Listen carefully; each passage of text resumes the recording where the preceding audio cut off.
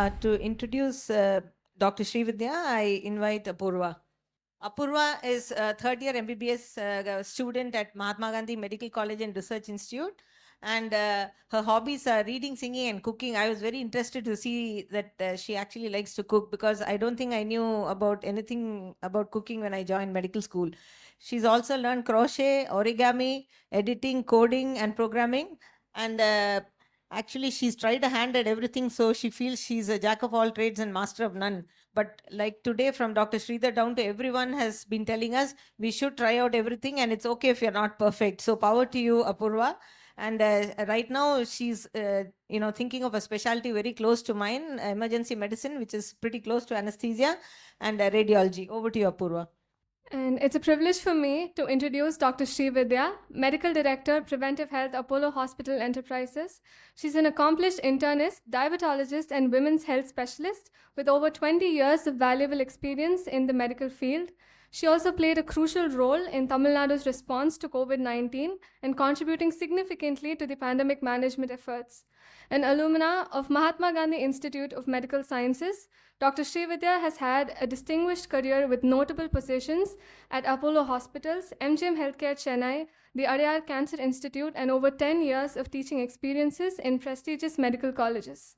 Her professional journey is characterized by a deep commitment to clinical research as well as interests in trekking, corporate health management, painting, singing, and art, illustrating a multifaceted physician who not only excels in the field of medicine, but also passionately explores the realms of beyond medicine art and finding fulfillment beyond our careers. Dr. Shreevidya embodies the belief that life offers richness beyond professional achievements. So please join me in welcoming Dr. Shreevidya on the stage to inspire us with her expertise and wisdom. Thank you, Apurva. Thank you, Vidya. Thank you, Dr. Radhakrishnan, for having me here. For a minute, the adage that, politicians don't let you live and the doctors don't let you die came to me. What a Vijit. So after a lot of heavy discussion about how we can be good in our professional career, my students, they're all my students, and I just love the teaching part of coming to MGM twice a month. I've been asked why I have not come recently, but yes, this is what I'm going to do. My journey from being a doctor to being an artist it's a very simple thing, I think. It's just that we forget ourselves. We forget ourselves, where we do not realize that there is more to me than just being a doctor, a mother, a wife, and the multiple thing which we are supposed to multitask, right? So, okay, I'm supposed to do this, right? What is too much? Okay. So, my commitment to my profession comes from the fact that I belong to Sevagram MGIMS, and it's a very community-driven medical field where we are taught, but we are also taught community living. We are also taught what we call as community work every Friday, prayers, things like that. We have an art teacher there who starts teaching at school level. But somewhere down the road, we kind of forget that, it is important to have a parallel profession. We invest so much in ourselves that we forget that there is a parallel profession. I abhor the word hobby with 100% zest. It is not hobby. Hobby means I have it today and I don't have it tomorrow. When we say passion, is that I have a profession which is paying for my passion. That's my take. Yeah. So, how did it all start? How did this start? There has been so many things. Literally 20, 30 years, I forgot in everything other than being a doctor, establishing myself in Chennai, and being a good mother in between all that. So the 2015 floods, that's my car which went down, and thankfully I was able to save the car because it got stuck on that gate. Okay. Otherwise, the cars were flowing in Chennai everywhere, right?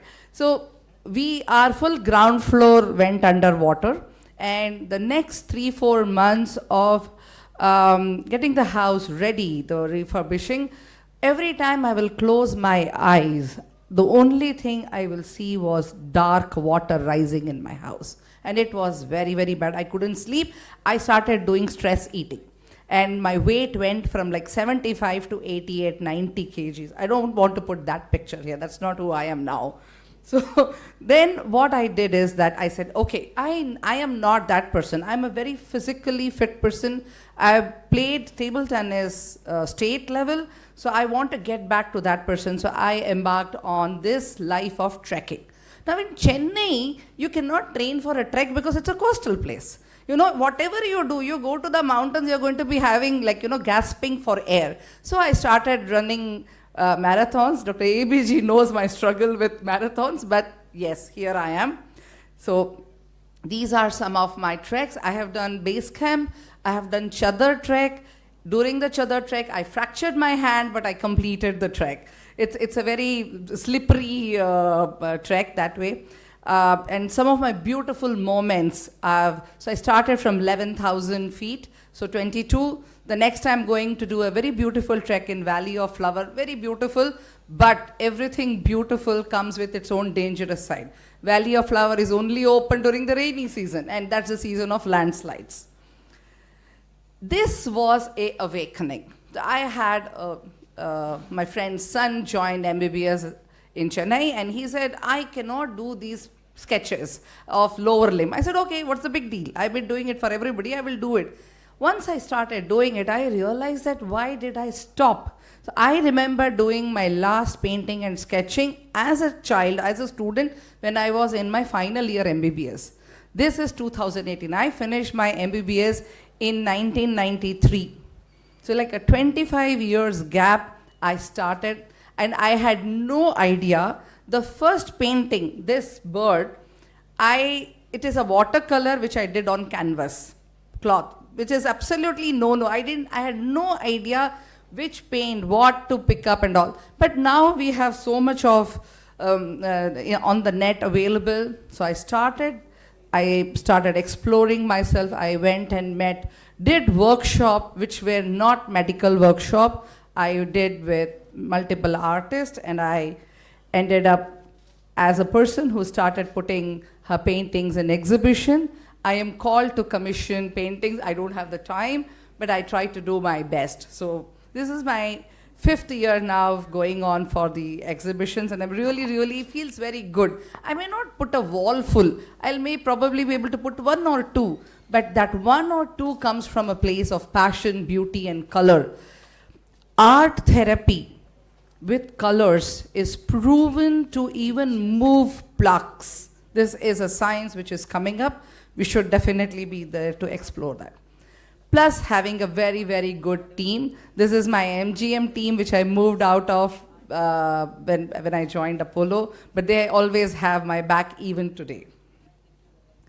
This is the team which I work. A lot of doctors, but they're all passionate about multiple things. Aspiration is to keep doing 22 at the age of 70. Also, I want to be as fit as I am today. I do not want to be a burden to my children to be taking care of me. My idea is that they can be with me, but I am the person who needs to take care of myself. So it's never too late to pursue what we love. Diverse activities add rich perspectives and vibrancy to our lives. Thank you very much. Dr. Shreevidya is a very short and sweet presentation. Now, but I understand many of the clinicians or non-clinicians will come into all these activities after they start practicing or after they become adults and so on. How can we start all these at a student level and get it from first MBBS onwards to make it a part of your, because there is all books, exams and attendance and so on. Sir, very important. I really like this. The problem is that is a very strong social construct. This is what we are handing it over to our children, that when we are in 10th standard, you finish 10th, then 12th. Then you finish 12th, then your graduation. Graduation, PG. Now we know what is happening with our PG courses and exams and all. Where do these kids break the monotony? This is your decision to make. every day, whether you are putting 10 hours or 20 hours of work, that 1 hour of work or 1 hour of time for yourself is something which is not to be compromised on. Otherwise, you will end up like our generation, which forgot for 30 years that you have to take care of yourself. Now we are going back to doing all that. This generation is a little smarter, but they are very geeky. What is it? They are very technically oriented. Display. Their addiction is display, the screen. You want to get into something which is going to be sustainable for life. People need to move away from screen. For me to do, I'm an ADHD. I was telling yesterday, I'm an ADHD. This was not diagnosed. I'm an adult ADHD. I cannot sit quiet for more than 10-15 minutes. I cannot write an exam for more than 1 hour. I'm going to take a page out of what Dr. Shreevidya said. I wrote my MBBS exams on the basis of diagrams, tables, no algorithms. There were no algorithms because I had fantastic teachers who guided me. So a person who was like brilliant and high scorer started failing in her MBBS because she was not able to sit for 3 hours and write exam. They evolved this system of making me write everything I can in the first 1.5 hours because the next 1.5 hours was jargon. You open my exam paper and the examiner will ask, why is she, she's answering why she didn't write. So my teachers will say she had headache that day. She had dysmenorrhea that day. These were the things. I'm really blessed. So going forward, do not take the stress of preparing for your exam. It is something which you need to be prepared always. That's one. The second thing is, whatever you're going to learn in your college is not what you are going to be practicing later. It comes with experience. The books are there to guide you, not to make your life. So don't make books your life. It is important to find your passion and sustain it lifelong. Then you will not be the people who are having early heart attacks, the early strokes. Smoking and alcohol will not be your go-to for handling situations. I went into depression after the floods. It was either take medication or turn my life around. I chose to turn my life around.